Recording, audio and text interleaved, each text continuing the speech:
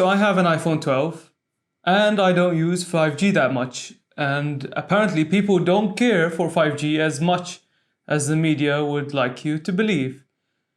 5G, the next generation of wireless data transfer, is faster than 4G, definitely, but it also consumes more battery. And according to this article by Blink AI, they took a group of 1,000 US smartphone users. They split them around 55% Apple and iPhone users and 45% Android users. And they polled them about what do you think is the most important feature when it comes to phones. And the exact question was, what enhancements on a new smartphone would be compelling reasons for you to upgrade from your current device? So I'm guessing not everyone is on 5G, because 5G's rollover, the 5G spread across the world is not equally balanced in terms of where you can find 5G. And that's even applicable inside countries, where a country might have an area that supports 5G and an area that doesn't, including here in the UK. So most people don't have 5G phones and they are waiting to upgrade. And this poll is supposedly going to give us an insight about what people actually believe. And one thing to note, the link is in the description, you can check out this article yourself. It doesn't matter whether you're Android or iPhone. For the most part, the criteria for which you would want to upgrade your phone doesn't change depending on the platform you're in.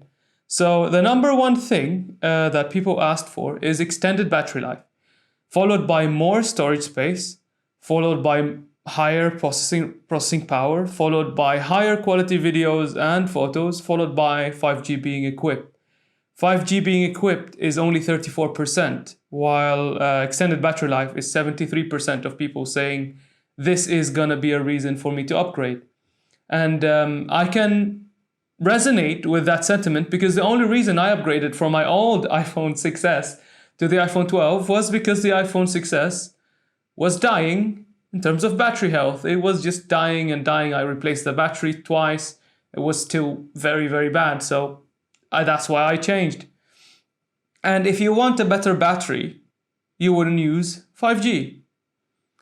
Now, my personal opinion on this, I don't use 5G because when I need to use data and I'm not at home in the middle of a pandemic, I'm usually streaming music or using navigation, or maybe just going through usual social media, Twitter, Instagram, and checking messages. That's it. I don't need a very high demanding connection to do anything. I'm not streaming 4K video. I'm not, uploading anything using my phone. So I don't really need the ultra fast speeds of 5G when it comes to my phone, because it will use more battery, and hence, why would I use it? In Bahrain, my home country, actually using 5G adds on a price. You pay extra monthly to use 5G. And again, I don't even use 5G when it's a free upgrade. Why would I use it if I have to pay even more?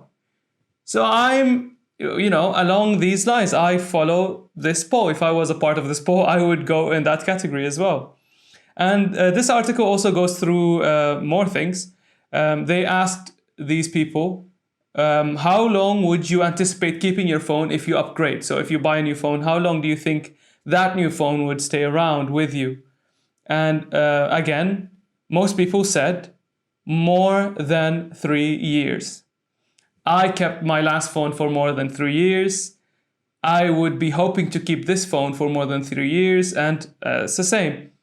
Followed next by between 2 years and 2 years and a half. And you can see the trend in the graph. One interesting thing is, when asked about camera performance, it seemed like women are more interested in that, because they cite that camera is more important to them, at least in this poll, in this specific range. And one interesting thing is also, women who want better camera capabilities, it seems, also are willing to keep their phones for longer than men. So that might tell you something. I don't think 5G, at least on smartphones, my use, normal use, you don't need these extra super high speeds, especially if it will eat your battery life. That's my opinion. That's what this poll is saying. People think want.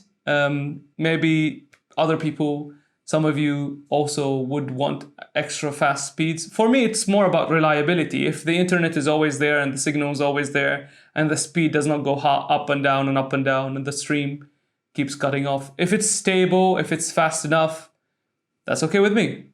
The second story of the day is about Facebook building a children's version of Instagram.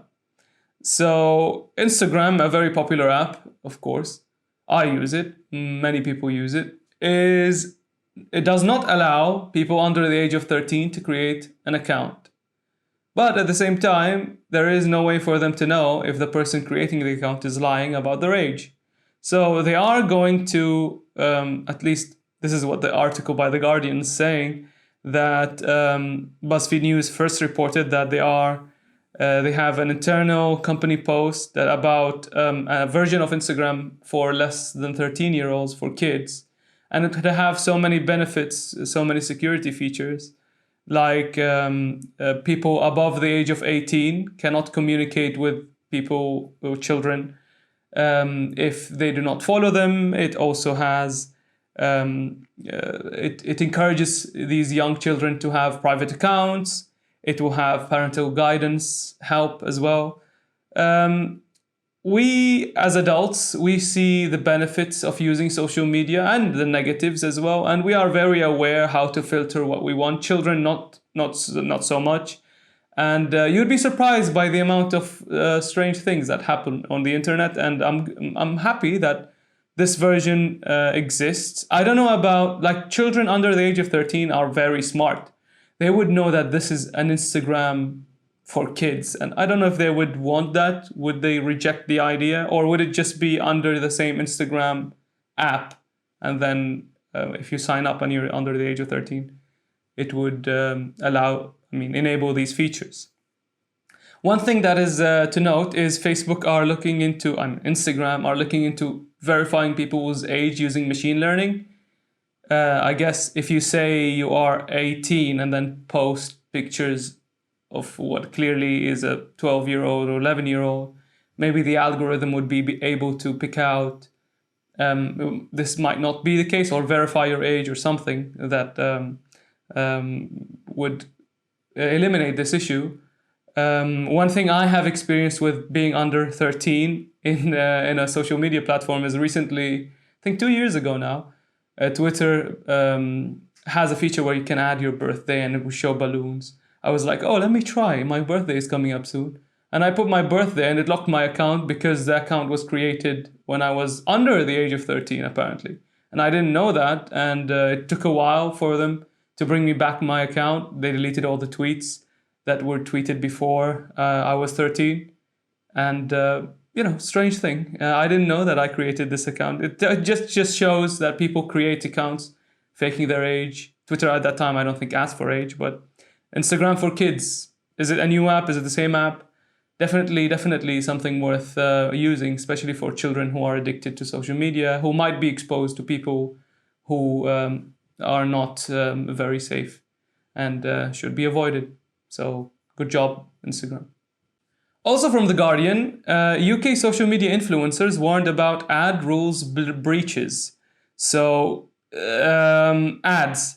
Social media personalities are successful because the successful social media people get sponsorships quite a lot to post that they are in this specific restaurant, or they are enjoying this drink, or check out this new teeth whitening kit, or NordVPN, or whatever it is that they're going to post on Instagram. And sometimes with social media influencers, especially vloggers, or people who share their day-to-day life on Instagram or any social media really, is the lines would be blurred between what are you being paid to say or what are you genuinely thinking, especially when it comes to, like, for example, a makeup channel. And this woman is posting videos of her putting makeup on social media. And is this really what she wears, or is it being paid for And the lines are blurry, and in terms of UK law, you must say that this is sponsored in your post, whether it's on Instagram, whether it's on Twitter or Facebook or YouTube, doesn't matter, TikTok. So they have issued this warning, I guess, to social media influencers that you either they have found out that only 35% of advertisement-based posts are labeled as such. So the 65%, the other 65% is not labeled. You don't know if it's an ad or not. You just see something and be like, oh, this looks nice. This person really likes this specific product. I want it now. But if I tell you that this has been paid for, it will... I was recently thinking about changing my setup. So I was looking at YouTube videos about, setups. And I watched this video with an amazing screen. And the first thing the person says is, oh, this video is sponsored by LG. And I'm like, so maybe now everything is queued. Is this really what I want? It's not really a review if they're paying you to do it. But it's not really a review, it's a setup. But you know what I mean, it just gets confusing really quickly. One video by Tom Scott that is really interesting to me. It explains this in a more bit of a detail, but the general gist of it is this very strict advertisement ruling applies to social media influencers, but why doesn't it apply to movies? Like, movies always have blurred the lines between what is an advertisement and what is not, especially when the shots of the city, you see Coca-Cola, you see Sony, you see the brand of the car, the brand of the phone, and you never really know if they paid for it or not. Maybe make it all equal, I guess. If it's very strict to social media people, why not to traditional media people? So WhatsApp, the app that has been under scrutiny and a few days ago was down for a bit, has hired a person from Amazon. He worked in Amazon Pay. His name is, I hope I don't butcher his name, Mahatme, to lead India payments. So apparently they were not affected that much by the new privacy law thing, that they are going to be a payment medium. So WhatsApp Pay, I guess. What is noteworthy is India is the biggest WhatsApp user base. More than 500 million users. 500 million is a lot of people, and if you get them to use your app to pay, you'd get more revenue, and people would be more entrenched into the WhatsApp thing, especially WhatsApp for business. So you have WhatsApp Pay, makes sense. And apparently this guy is gonna be developing this payment system that has been approved by the Indian government. And WhatsApp as a payment system. In Bahrain, we also have weird situations where you have different payment systems. We have telecommunication companies that have a wallet where you can pre-charge it and then pay with it. And now this is social media having a wallet. Apple has a wallet, Google has a wallet, everyone has a wallet. Bitcoin has a wallet. Now you have, so many forms of payment. And there might be a video about that soon. But WhatsApp Pay. Interesting. So one of the two final stories, this is Tesla's co-founder teaming up with a company called Specialized to solve the batteries of e-bikes problem. So we always talk about the future of transport being electric cars, but it actually is going to be electric bikes. So electric bikes are projected to be the most popular electric-based transport system in the world because they will sell far more than cars. And I experienced them. I used one here. It was my friend's and it was pretty cool. You just paddle and it assists you with paddling. Basically, you have no effort. You put little to no effort in moving the thing. And they're expensive, indeed, but they are built to last a lifetime. But what is not built to last a lifetime is the battery. And if they are slated to be the most used electric powered transportation thing, there are gonna be a lot of batteries that will end up in dumps, end up being thrown away. And this company, founded by Tesla's co-founder, his name is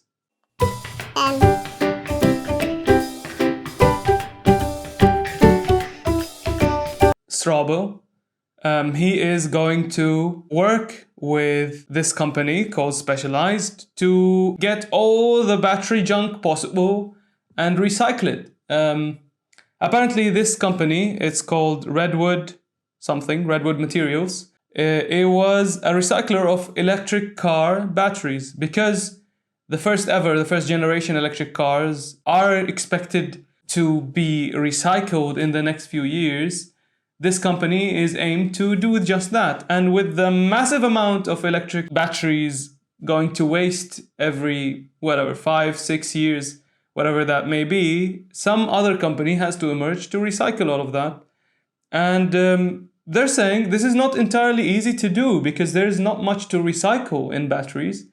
Most of it is just like getting the components off, like wires and zinc and some copper and some raw materials, and that's it. You throw away the thing. And that's why no one really wants it. And I guess hats off to this company if it's trying to reduce waste as much as possible. We need more of these companies if this is going to be a really sustainable thing to do. And our final story has to do with HBO Max. HBO Max and Warner Brothers have struck a deal where every Warner Brothers movie is going to be released simultaneously on theaters and HBO Max on the same day. And this is game-changing, because now as I'm growing up, I had less and less gravitation towards cinemas and movies and theaters, just because it was expensive. It wasn't that much better than watching a movie at home or with friends at home or on your phone. And this was basically a signal that, it might be the end for cinemas, at least not in the mainstream way it was once, because I don't even remember the last time I went to the cinema. Outside of this pandemic, of course. So this movie, Tenet, is coming May 1st to HBO Max. So Christopher Nolan, the director of Tenet, has called HBO Max the worst streaming service ever. Because he thinks, or he believes, that these movies are built with so much expensive stuff, so much expensive gear, cameras, casting crew, stages, sets, expensive everything, and the details can only be viewed inside a cinema screen. And I disagree, because I know you're the director and you know more stuff about movies than me, but I'm the audience and I know about audiencing, I guess. If people want to watch it on their phone, let them watch it on their phone. And if it's really supposed to be watched on the cinema screen, this is not going to affect it in any way. Because if the cinema screen is the end-all be-all, people will go to the cinema screen and there will be no use to HBO Max. But that's been proven otherwise, because Netflix is popular and all the other streaming services are popular. And I think this is where we're headed. Like newspapers, physical newspapers still exist for people who want physical newspapers. But everyone consumes news like this on the internet. So maybe cinemas will continue to exist, but not in the same way as it was once. The only way to watch new movies was the cinema. Maybe not anymore. And I don't feel sympathetic to it, because I don't think cinemas were really great to begin with. It was an experience for sure, but not the exclusive experience. And I guess Nolan, I love his movies, the Batman movies. I love them. Inception, I love them. And I'm interested in this Tenet movie. HBO Max, 40 million US subscribers, so they will be happy. And maybe that will truly be the start of the slow end of cinema. Hope you have a fantastic weekend. See you next week.